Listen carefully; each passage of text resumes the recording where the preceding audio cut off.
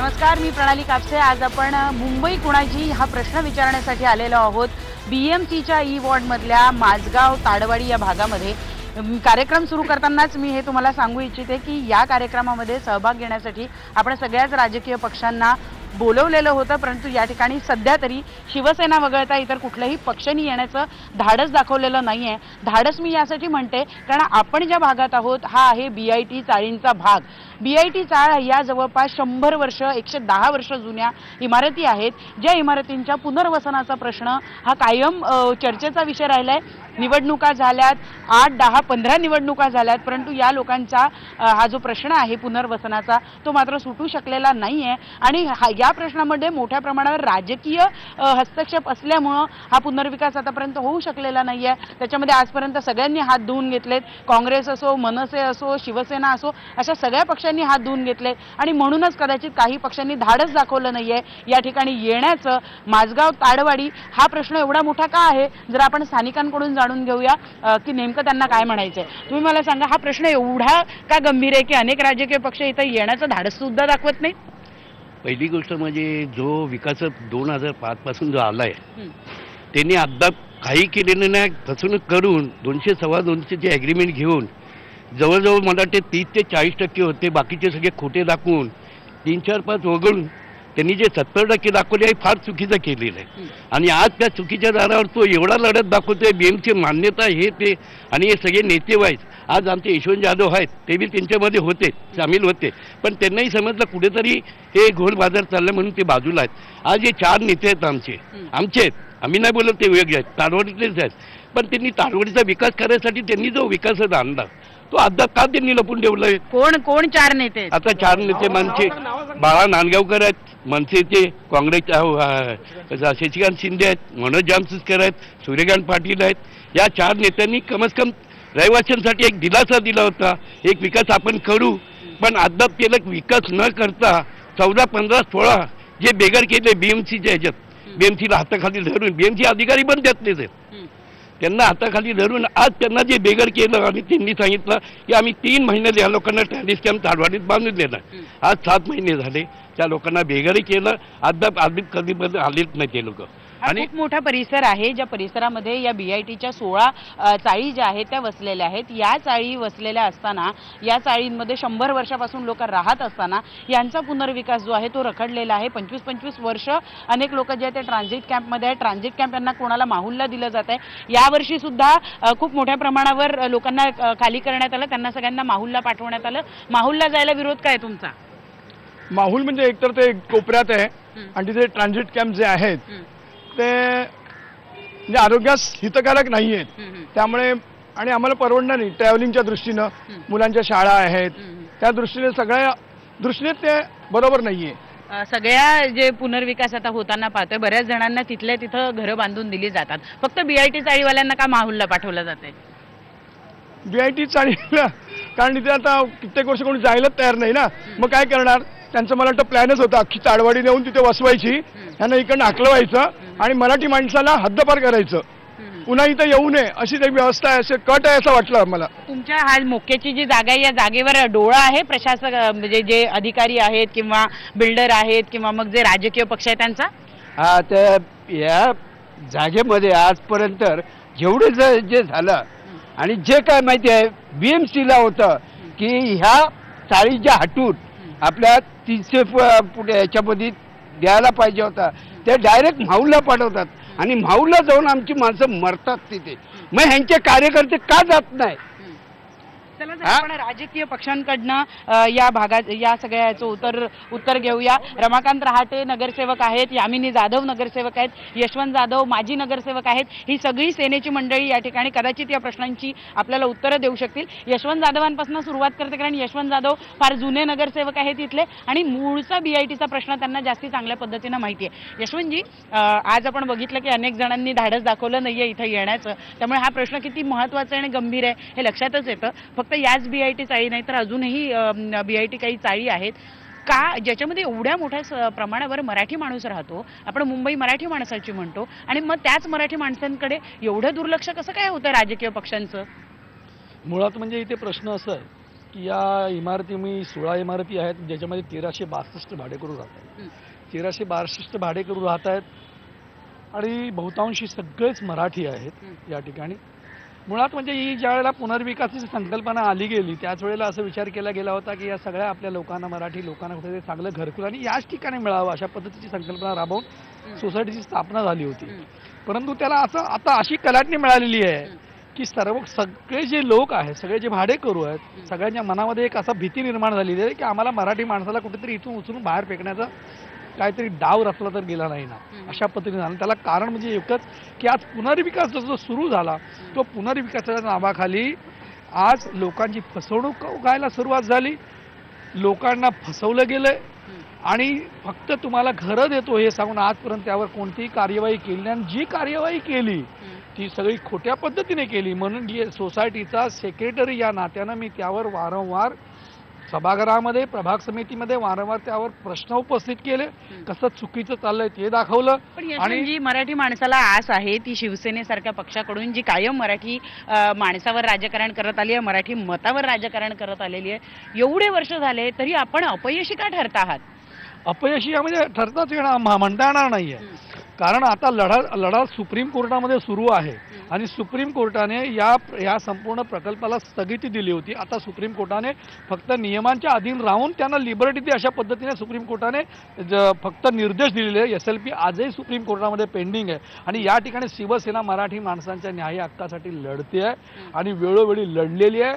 आणि म्हणूनच माझ्यावर स्वतःवर सुप्रीम कोर्टामध्ये महानगरपालिकेने कंटेम्प्ट टाकून ठेवलेलं आहे. कारण आम्ही अडवतो म्हणून, चुकीच असेल की ते अडवतो म्हणून, मराठी माणूस इथून विस्थापित झाला नाही पाहिजे म्हणून आम्ही अडवतो म्हणून माझ्यासारख्यावर आज सुप्रीम कोर्टामध्ये कंटेम्प्ट टाकून ठेवलेलं आहे. सुरेखाजी माजी नगरसेविका आहेत आपल्याबरोबर, त्यांच्याकडून जाणून घेऊया तुमच्या BITचा प्रश्न का रखडला? आमच्या BITचा प्रश्न म्हणजे सगळ्यांनाच आता नवीन हे पाहिजे, परंतु त्यावेळेस काय आलं, तिथले स्थानिक नगरसेवक आहेत गीता गवळी यांच्या माध्यमातून त्या लोकांचा प्रश्न सुटला नाही. गेली 10 ते 15 वर्ष काही लोक अजूनही ट्रान्झिट कॅम्पमध्येच राहत आहेत. त्यामुळे तिथे असंतोष आहे त्या विभागामध्ये. आणि काही ठिकाणी कसं 2-2 बिल्डिंग एकत्र करून पुनर्विकास होत आहे, तो पुनर्विकास लवकर होते. पण जे राहिलेले लोक आहेत त्यांचा पुनर्विकास होत नाही. आज जवळजवळ गेल्या 2 पिढ्या त्याच्यातून गेलेले आहेत, परंतु लोक अशी नाराज आहेत त्यांच्यावरती. आता गीता गवळी आहेत, गेले 2 टर्म बघितलं तर त्याच्यापूर्वी तुम्ही होतात, तुम्ही काय केलं? आम्ही तिथले विकासाचे प्रयत्न केला. आम्ही सगळा सपोर्ट आहे महापालिका म्हणजे वॉटर गटार आणि मीटर या संदर्भात आम्ही स्थानिक प्रश्न सर्व तिथे सुविधा लोकांना उपलब्ध करून दिल्या. त्यावेळेस एवढा BITचा पुनर्विकासाचा प्रश्न नव्हता, त्यानंतर उद्भवला हा पुनर्विकासाचा प्रश्न. मग त्यावेळेस चाळींची मरामत आणि इतर ज्या सुविधा होत्या त्या आम्ही लोकांना दिलेल्या आहे. आणि शिवसेना हे नेहमी करून दाखवते, बोलून दाखवत नाही. मी तुम्हाला आणखी एक महत्त्वाची गोष्ट इथं सांगू इच्छिते की आपण अखिल भारतीय सेनेच्या ज्या 2 नगरसेविका आहेत गीता गवळी आणि वंदना गवळी यांना सुद्धा संपर्क साधला होता.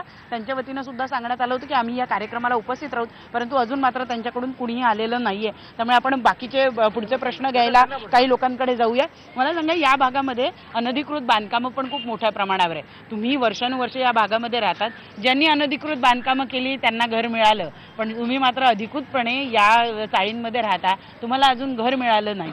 काय वाटतं सर्वसामान्य माणूस म्हणून तुम्हाला? मॅडम, सर्वसामान्य माणूस असं वाटतं या 12 वर्ष आम्ही अक्षरशः रडतोय.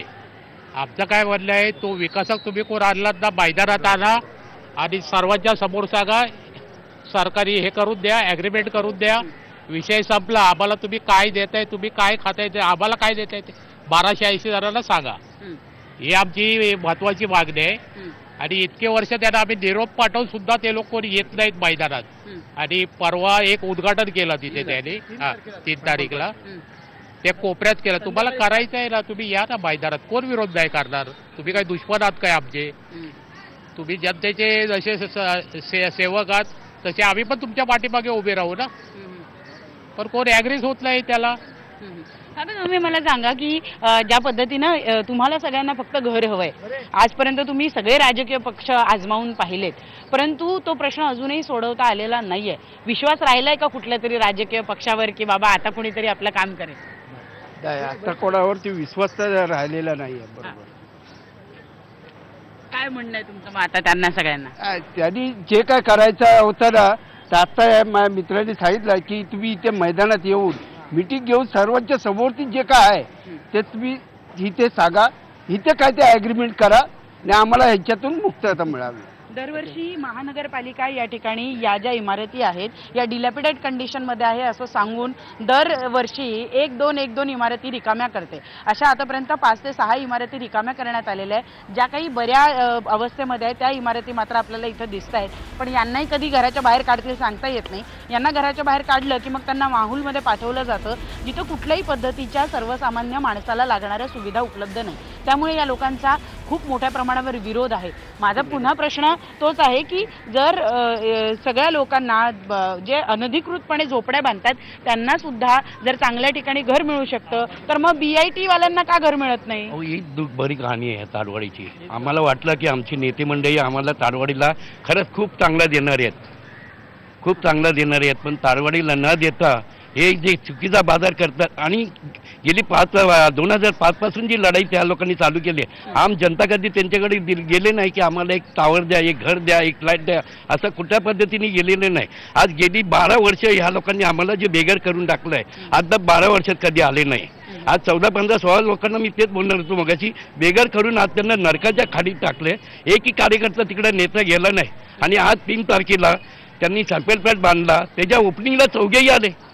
आणि हे नेते तालवाडी बोलवते ज्या आम्हाला कधी हजर राहिले नाही. त्यांच्या AC हॉटेलमध्ये, मोठमोठ्या हॉटेलमध्ये प्रतिनिधी लोकांची बैठक घेऊन तिकडे जो कारण रचला जातो तो इकडे येऊन ते लोक कार्यकर्ते येऊन पिऊन बिऊन सांगतात हे झालं ते झालं, सगळं काय ते झालेलं आहे. पण ते सगळं खोटं आहे. आता मी तुम्हाला एक आपण मी तुमच्याकडे पुन्हा एकदा येणार आहे कारण हा जो प्रश्न आहे हा प्रश्न इतका गंभीर झालेला आहे की ज्या पद्धतीनं आपण म्हणतोय की या कार्यक्रमाला सुद्धा राजकीय पक्ष उपस्थित राहिले नाही कारण कुठे ना कुठे त्यांच्या मनामध्ये भीती आहे की या ठिकाणी आल्यावर आपण सर्वसामान्यांच्या प्रश्नांना उत्तर कसं देऊ, म्हणून ते कदाचित या ठिकाणी आलेले नाही. आपण BIT वासियांचेच नाही तर या संपूर्ण E वॉर्डमधल्या लोकांच्या आणखी समस्या जाणून घेणार आहोत. परंतु इथं वेळ झाली आहे एका छोट्याशा ब्रेकची.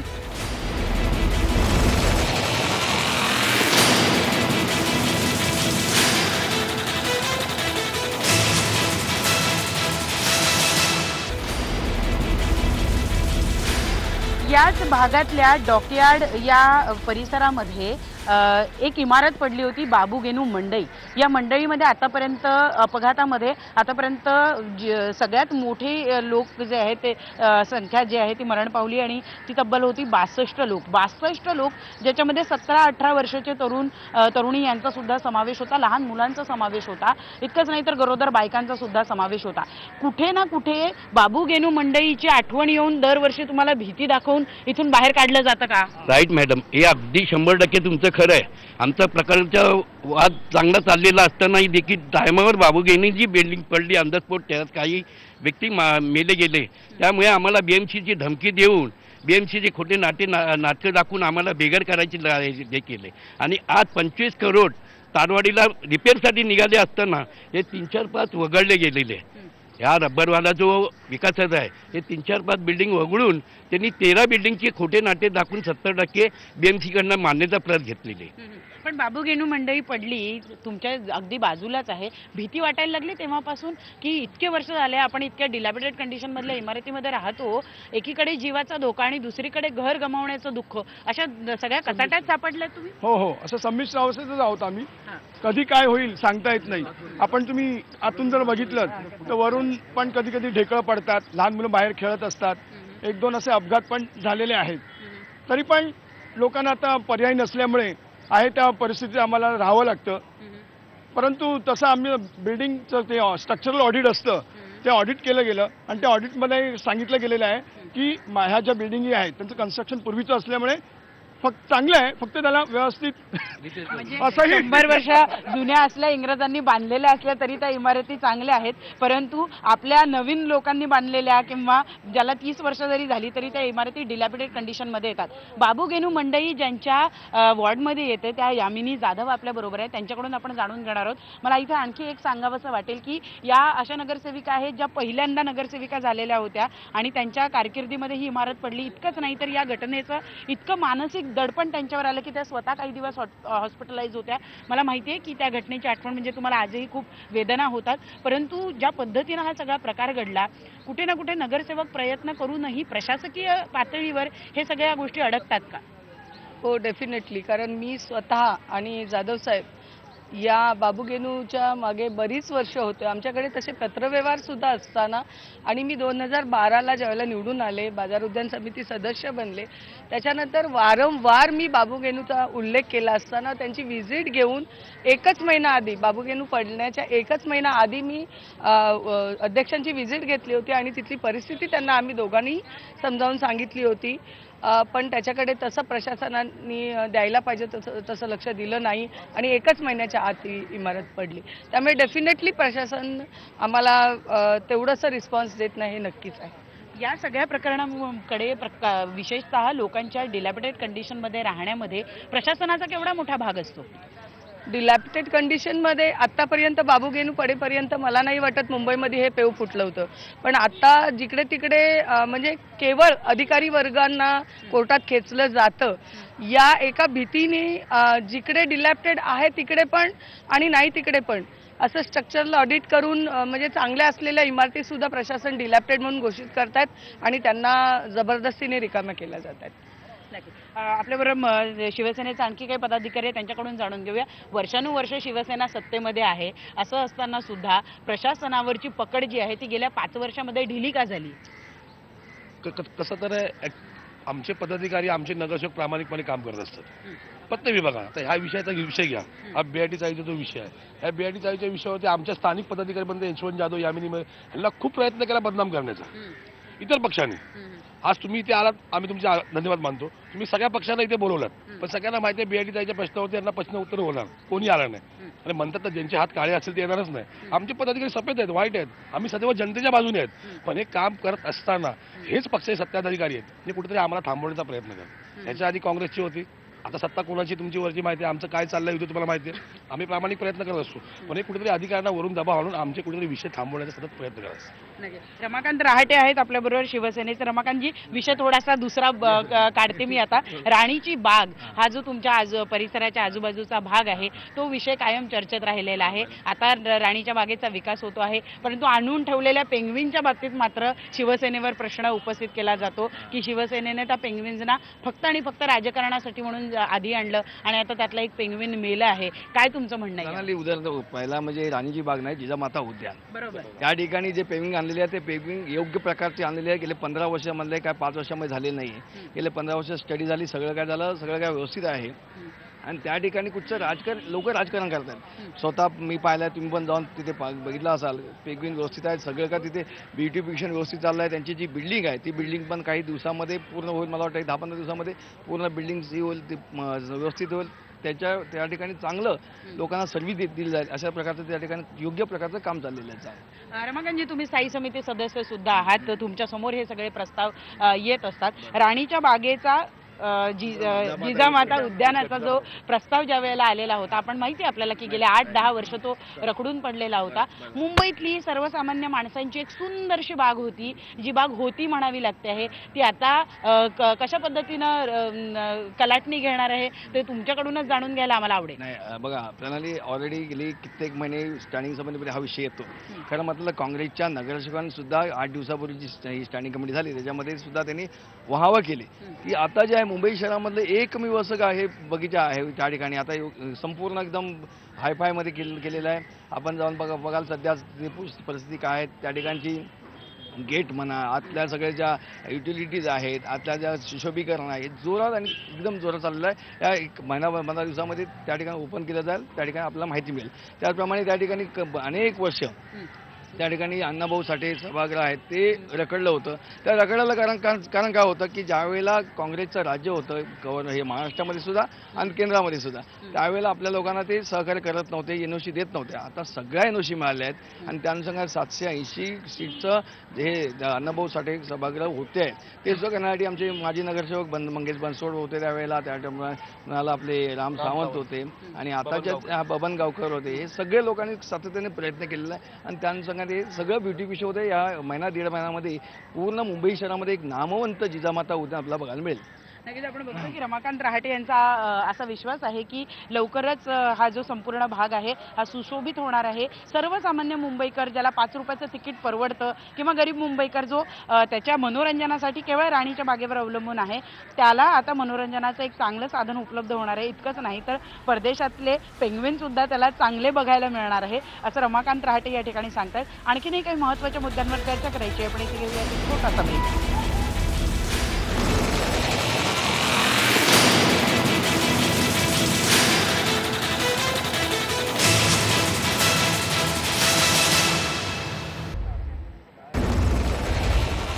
आपण चर्चा करतो आहोत की मुंबई महानगरपालिकेच्या निवडणुकीच्या आखाड्याची, परंतु एक मुद्दा मात्र कसा वर्षानुवर्ष राजकीय पक्षांना पुरेसा होऊ शकतो किंवा तो पुरावा म्हणून राजकीय पक्ष त्या सगळ्या मुद्द्याला च्युइंगम सारखं चघळत राहतात का, असा प्रश्न निर्माण होतो. आजोबा एक आपल्या बरोबर आहे, कदाचित त्यांची अख्खी हयात या BIT चाळीमध्ये गेलेली आहे. काय म्हणणं आहे तुमचं? नाही, मगाशी मी आता सांगितलं ना की 1 ते 11 बिल्डिंगला रिपेअरसाठी त्यांनी काढलं होतं, त्याला सँक्शन देईल जवळ 1 करोडपेक्षा जास्त प्रत्येक बिल्डिंगला त्यांनी सँक्शन केलेलं होतं आणि तशा प्रकारचं प्रसारित पण केलं होतं की प्रत्येक बिल्डिंगला एवढा खर्च येईल.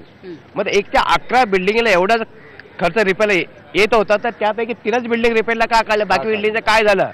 तर त्या 11 बिल्डिंगची जी सँक्शन त्यांनी म्युन्सिपालिटीने घेतली होती ती 11ही बिल्डिंगसाठी वापरण्यात यावी आणि आणखी 10 वर्ष इथे जर काढायला मिळाली या लोकांना, त्यासारखं पुण्य कुठेही मिळणार नाही आणि ते म्युन्सिपालिटीने घ्यावं किंवा राजकीय लोकांनी घ्यावं.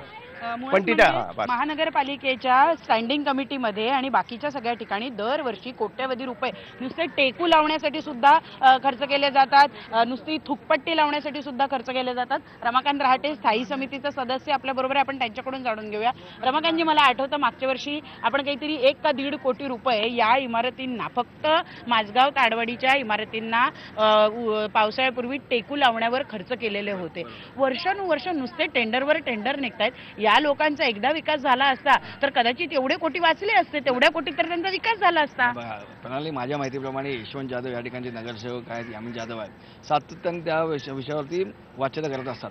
परंतु जो काही प्रॉब्लेम येतो कुठे, हा जो काही टेक्निकली प्रॉब्लेम म्हणजे कोर्टचा मॅटर आहे, आज त्यांच्यावरती कोर्ट ऑफ कंडेम पडलेला आहे.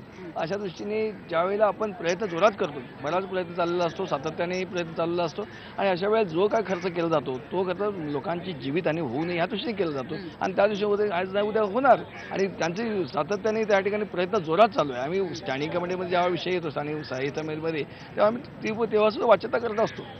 नक्कीच आपण स्थानिक नगरसेविकांकडे, या ठिकाणचे जे विद्यमान नगरसेवक आहेत मनोज जामसुदकर, त्यांची मानसिकता नाही की या इमारती रिपेअर व्हाव्यात म्हणून, आणि या इमारती रिपेअर होण्यासाठी त्यांनी प्रयत्न केलेले नाहीत कुठल्याही प्रकारचे. जर महानगरपालिकेच्या बजेट प्रोव्हिजनमधून जर त्या ठिकाणी प्रोव्हिजन झाली असेल बजेटमधून, तर ते खर्च व्हायला या ठिकाणी पाहिजे होते आणि त्यासाठी नगरसेवकांनी प्रयत्न करायला पाहिजे होता, पण तसा प्रयत्न त्यांनी केलेला नाही म्हणून हे काम रखडलेलं आहे. हे जरी खरे असलं तरी दरवर्षी टेकूवर किंवा तात्पुरत्या मलमपट्टीवर किती कोटी पैसे खर्च करायचे? या ठिकाणी त्यांचा कुठेतरी या बिल्डिंग रिपेअर न होता या अशाच प्रकारे राहाव्यात, जेणेकरून या ठिकाणच्या या जशा इतर इमारती त्या ठिकाणी धोकादायक म्हणून रिकामी केल्या आणि त्यांना बेघर केलं त्या इथल्या भाडेकरूंना, तसंच या बाकीच्या भाडेकरूंना देखील या ठिकाणी बेघर करायचं आणि कुठेतरी जो विकासक या ठिकाणी आलेला आहे याला फायदा करून द्यायचा, ही मानसिकता इथल्या नगरसेवकाची आहे आणि त्यामुळेच ते या ठिकाणी ही या इमारती ज्या आहेत या BIT चाळी माझगाव ताडवाडी इथल्या या रिपेअर होऊ नयेत यासाठी त्यांनी तो त्या ठिकाणी कुठल्याही प्रकारचा प्रयत्न केलेला नाही. कुठले कुठले राजकारणी सामील आहेत या सगळ्या याच्यामध्ये?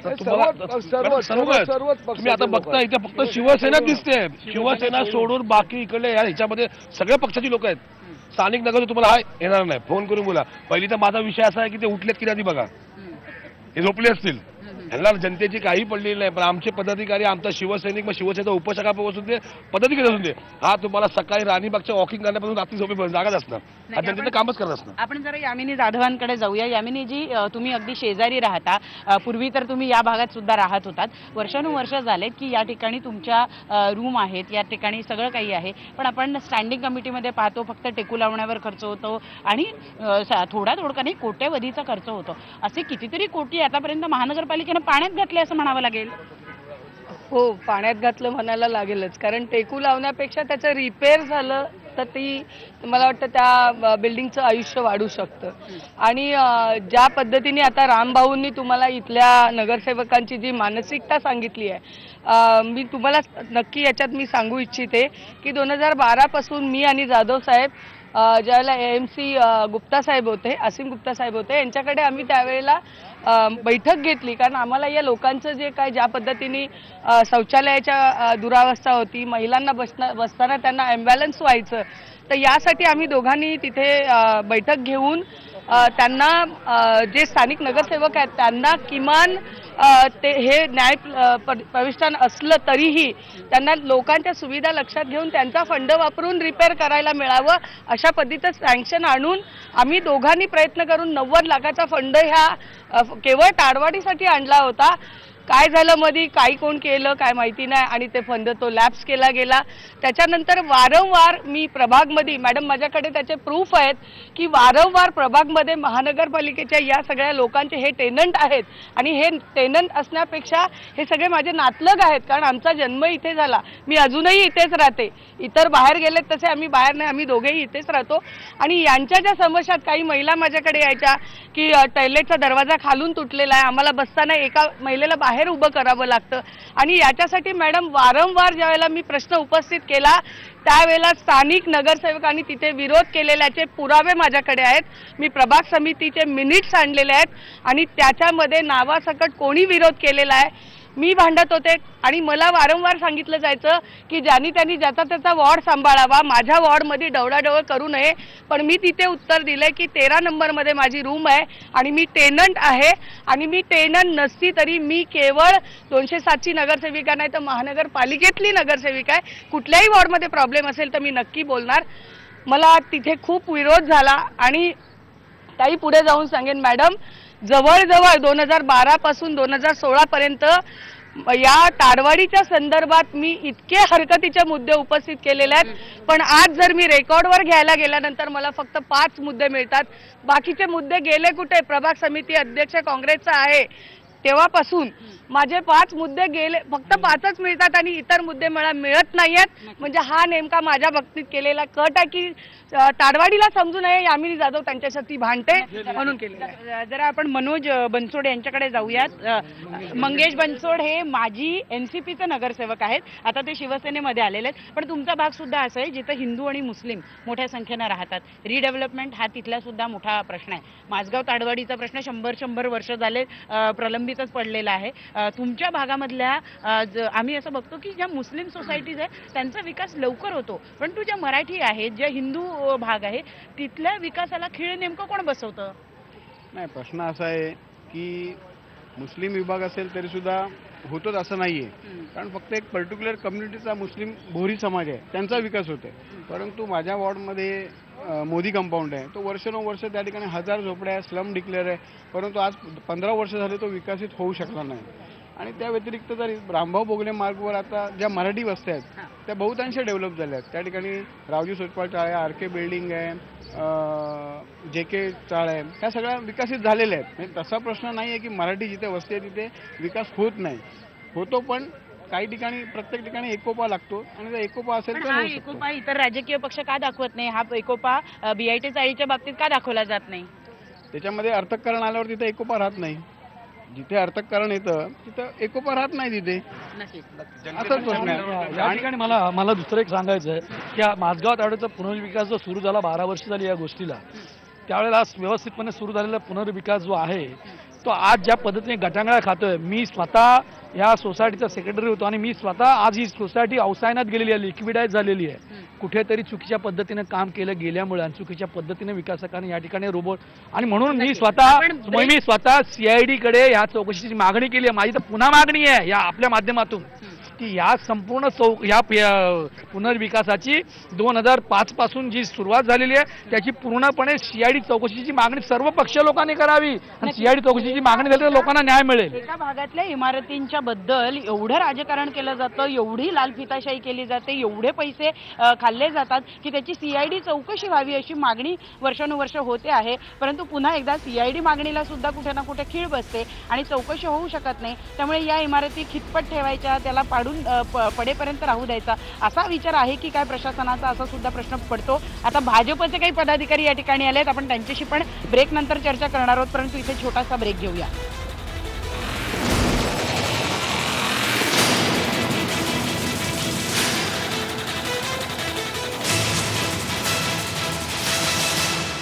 आजच्या चर्चेमध्ये आता 2 नवीन पक्षांची आपल्या या चर्चेमध्ये समाविष्ट झाले आहेत. आपण आता त्यांना संधी देणार आहोत चर्चा करण्यासाठी. भाजपचे रोहिदास लोखंडे आपल्या बरोबर आहे, मनसेचे दीपक आपल्या बरोबर आहेत. आपण या दोघांकडूनही जाणून घेणार आहोत. दीपकजी, रोहिदासजी, या संपूर्ण भागाचा सगळ्यात महत्त्वाचा प्रश्न आहे तो पुनर्विकास, विशेषतः BITचा पुनर्विकास, अनेकही इमारतींचा पुनर्विकासाचा प्रश्न या भागामध्ये एवढा का रखडतो? ॲक्च्युली ह्या ठिकाणी या ताडवाडी विभागामध्ये बरेचसे नेते आहेत, काही होऊन गेलेले आहेत, पण का कळत नाही. इथल्या 16 चाळी आहेत, ABC ब्लॉक आहेत, इथले लोक बिचारे त्रस्त आहेत आणि मुळामध्ये ह्या नेत्यांच्या मार्गदर्शनाने इथला विकास हा तात्काळ व्हायला पाहिजे होता, पण का झाला नाही, काही करत नाही. कोणाचं आडमोठे धोरण आहे, प्रशासनाचं आहे का, किंवा नेत्यांची कुठे आपापसामध्ये काय जुगलबंदी आहे का, किंवा नागरिकांमध्ये काही संघटनांमध्ये काही गडबड आहे का, हे मुळात कळत नाही. काही दिवसापूर्वी महानगरपालिकेचे अधिकारी 2-3 इमारती खाली कराव्यास पण आले होते, पाण्याच्या लाईन पण कापल्या होत्या, पण काही कळत नाही आहे. ॲक्च्युली इथले लोक फार भीतीने राहत आहेत. मुळामध्ये काही भाग असा आहे की कधी कोसळू शकतो. आता महानगरपालिकेत राज्य सरकार आणि एवढंच नाही तर केंद्र सरकार सुद्धा तुमचं आहे, तुम्ही प्रयत्न करणार का? हां, आता ह्या ठिकाणच्या नेत्यांनी सांगितलं, यामिनीताईंनी सांगितलं, यशवंतजींनी सांगितलं, आम्ही त्यांच्यासोबत आहोत. आम्ही अनेक वेळा आशिष शेलारजींबरोबर बैठका केलेल्या आहेत. हा विकासाचा प्रश्न लवकरात लवकर सुटला पाहिजे. शेवटी अनेक वर्ष जुन्या झालेल्या इमारती, लोकांमध्ये भीतीचं वातावरण आहे आणि इतर ठिकाणचा जर विकास म्हटला तर प्रकाशभाई मेहता त्या पुनर्विकासावरती एक चांगलं धोरण तयार करतात. त्या धोरणातून निश्चितच एक मुंबई शहराला संपूर्ण पुनर्विकासाची दिशा मिळेल. आजच्याच पेपरमध्ये आपण पाहिलं असेल की 4चा FSI त्यांनी घोषित केलेला आहे. तर हे सरकार जे आहे महाराष्ट्रात आलेलं आहे, भाजपचं आणि शिवसेनेचं सरकार, हे निश्चित जनहितासाठी आहे, लोकांसाठी आहे, हाऊसिंग सोसायट्यांच्या लोकांसाठी आहे, भाडेकरूंसाठी आहे, सर्व जनतेसाठी आहे. या लोकांचा विकास, पुनर्विकास इथंच व्हावा ही भावना आहे तुमची? हो, हा पुनर्विकास इथेच व्हायला पाहिजे ना. किती मोठी जागा आहे, बरीच मोठी जागा असल्यामुळे ह्या ठिकाणी पुनर्विकास त्यांचा होऊ शकतो, सहज होऊ शकतो. मनसेचे दीपक आपल्या बरोबर, आपण त्यांच्याकडून जाणून घेऊया. दीपकजी, जेव्हा सुरुवात झाली होती त्यावेळेला सगळे शिवसैनिक होते, नंतर फाटाफूट झाली, मग अर्धे मनसेत गेले, अर्धे शिवसेनेत राहिले, पण तुमच्या या फाटाफुटीच्या राजकारणामुळे लोक मात्र तिथंच राहिली. वास्तविक पाहता मॅडम, पुनर्विकासाच्या संदर्भातच मी बोलू इच्छितो. पुनर्विकासाला ज्यावेळेस सुरुवात झाली त्यावेळेस आमच्या इथे माझगाव कोऑपरेटिव्ह हाऊसिंग सोसायटी नावाची एक संघटना तयार केली सर्व ताडोटीतल्या रहिवाशांच्या वतीने. या संघटनेचे स्वतः यशवंतजी जाधव साहेब सेक्रेटरी होते, माननीय सूर्यकांतजी पाटील अध्यक्ष होते आणि ह्या दोन्ही व्यक्तींवरती संपूर्ण ताडवाडी रहिवाशांचा विश्वास आजही आहे, असं नाही की आज नाही आहे. परंतु हे सगळं करत असताना या प्रकल्पाला पुढे नेण्यासाठी ज्या ज्या काही पत्रव्यवहार म्हणा किंवा ज्या ज्या काही NOCs म्हणा, त्या सर्व काही आम्हाला यशवंत जाधवांच्या सहकार्याने आम्हाला प्राप्त झालेले आहेत. आता इथे ज्या पद्धतीने बोललं जातं की त्या सगळ्या NOCs म्हणा किंवा जे काही कागदपत्र मिळालेले ते सगळे खोटे आहेत, अशा पद्धतीचा जो उभं होतो आहे या ताडवाळीमध्ये. तर मी असं मी देखील या ठिकाणचा स्थानिक रहिवासी आहे, हा एक पहिला भाग. दुसरी गोष्ट, मी एक महाराष्ट्र नवनिर्माण सेनेचा एक जबाबदार पदाधिकारी आहे आणि या पुनर्विकासाच्या संदर्भात बोलताना एवढंच सांगेन की आता ती पत्रव्यवहार जे केलेले आहेत किंवा जे काही NOCs मिळाल्या आहेत त्या खऱ्या की खोट्या हे फक्त यशवंत जाधव साहेब आणि विकासक सांगू शकतो, कारण आम्ही त्यांच्यावर विश्वास ठेवलेला आहे. या सगळ्या महत्त्वाच्या गोष्टी आहेत. दुसरी गोष्ट, पुनर्विकास करत असताना लोकांना इथेच त्याचं ट्रान्झिट कॅम्प बांधून त्यांचं अस्तित्व इथेच टिकवलं पाहिजे, या मताचा मी देखील आहे. पण आता एक आरोप इथे केला गेला की ज्या ज्या वेळेला इकडचे रहिवासी मीटिंग मागतात की सगळ्या राजकीय पक्षांनी एका ठिकाणी यावं आणि आमचा न्याय करावा, त्यावेळेला मनसेची माणसं सुद्धा जी आहे, विशेषतः बाळा नांदगावकर जे या भागातले रहिवासी होते, ज्या भागातून निवडून गेले होते, ते सुद्धा उपस्थित राहत नाही असा आरोप होतो. नाही, केव्हाही तुम्ही बोलवा ना, नांदगावकर साहेब देखील स्वतः येतील. तुम्ही केव्हाही तुम्ही केव्हाही 2005 मी ताडवडतील रहिवाशांना एक मनसेचा एक शाखा अध्यक्ष या नात्याने नांदगावकर साहेबांचा कार्यकर्ता ह्या नात्याने मी या ठिकाणी चॅनलवरती अगदी जाहीरपणे सांगतो की ताडोटीतल्या लोकांसाठी केव्हाही बाळा नांदगावकर साहेब उपस्थित राहतील हे मी या ठिकाणी आपल्याला आश्वासन देऊ इच्छितो. नक्की दुसरं हा मॅडम, जो विकास चालू झाल्यापासून ह्या लोकांनी जो विकास आणला 2005 पासून, आता त्यांनी कधी जाहीर बैठक न घेता AC हॉटेलमध्ये मोठ्या मोठ्या हॉटेलमध्ये ह्या प्रतिनिधी लोकांच्या मिटिंगी होतात, बैठकी होतात. ताडवाडीला ह्याचा खुलासा काही सांगता येत नाहीये आणि सांगत देखील नाहीये. मी तुम्हाला आता एक सूचना 14, 15, 16 जी बेघर गेले, अश्रू गाडून ते लोक इकडनं माऊलमध्ये गेले. एखादा बाळा नांदगावकर, शशिकांत शिंदे कोण आले का नगरसेवक त्यांना? आज तो सॅम्पल फ्लॅट ओपनिंग झाला 3 तारखेला. तो ओपनिंग झाल्यानंतर हे सगळे तिकडे 4ही नेते आले. ताडवाडीसाठी का नाही येत? एक शेवटचा आपण जाणार आहोत ते शिवसेनेकडे. यशवंत जाधव आपल्या बरोबर आहेत. यशवंतजी, शेवटचा 1 मिनिट राहिलाय. या शेवटच्या 1 मिनिटामध्ये ताडवाडी वासियांना तुम्ही काय आश्वासन देता? खरंच यांचा विकास होणार का? फक्त ताडवाडी नाही, इतरही ज्या BIT चाळी आहेत त्यांच्या पुनर्विकासासाठी तुम्ही किती प्रयत्न करणार? ह्या ताडवाडीचा पुनर्विकास चांगल्या पद्धतीने झाला पाहिजे. हे सुद्धा आमचं स्वप्न आहे, माझं स्वतःचं स्वप्न आहे. आणि ताडवाडीतल्या लोकांना चांगलं घर मिळालं पाहिजे, हे स्वप्न आहे. फक्त जे होता ना, आज अनेक पक्षाची लोक ह्या विभागामध्ये आहेत, अनेक पक्षाची नेते मंडळी या विभागामध्ये आहेत. माझं सगळ्यांना इतकंच सांगणं आहे की लोकांसाठी जसं आपण एकत्र आलो होतो आणि सुरुवात केली आणि आपल्यावर विश्वास ठेवून लोकांना सगळे एकत्र झाले, मग आज कुठेतरी त्या लोकांना विश्वास देण्यासाठी पुन्हा एकत्रितपणे येऊन चांगल्या पद्धतीने जर आपण विकास केला, लोकांसमोर ठेवलं, तर लोकांसमोर चांगला न्याय जाईल. पण एकाला बाजूला ठेवून म्हणजे ह्याला बाजूला ठेवा, त्याला बाजूला ठेवा, अशी जर भूमिका आपण ठेवली तर हे कधीच पूर्ण होणार नाही. तर पुन्हा सगळ्यांनी एकत्र येऊन जर प्रयत्न केला तर निश्चितपणे लोकांना न्याय मिळेल आणि लोकांना चांगलं घर. किमान मराठी माणसासाठी तरी सगळ्या राजकीय पक्षांनी एकत्रित यावं, सगळ्यांनी सर्वसामान्यांच्या भावना ज्या त्या मांडाव्या, एवढंच म्हणणं आहे या ताडवाडी वासीतल्या रहिवाशांचं. आणि दरवर्षी आमच्यावर ही टांगती तलवार असते की आम्हाला इथून हाकललं जाईल, ते आता बंद करा. आता आमचा श्वास जो आहे तो इथं घुसमटायला लागलाय, आम्हाला कधीतरी मुक्त होऊन श्वास घेऊ द्या, एवढंच इथल्या रहिवाशांचं म्हणणं आहे. या महानगरपालिकेच्या निवडणुकीत पुन्हा एकदा या वॉर्डातून हाच मुद्दा चर्चेला जाईल यात काही शंका नाही. परंतु म्हणूनच हे ताडवाडी वासीय कुणाला मुंबई स्वतःची आमची असं म्हणून घेऊ देत आहेत हे आपल्याला बघावं लागणार आहे. त्यासाठी मात्र आपण पुन्हा भेटूया दुसऱ्या भागामध्ये, दुसऱ्या ठिकाणी.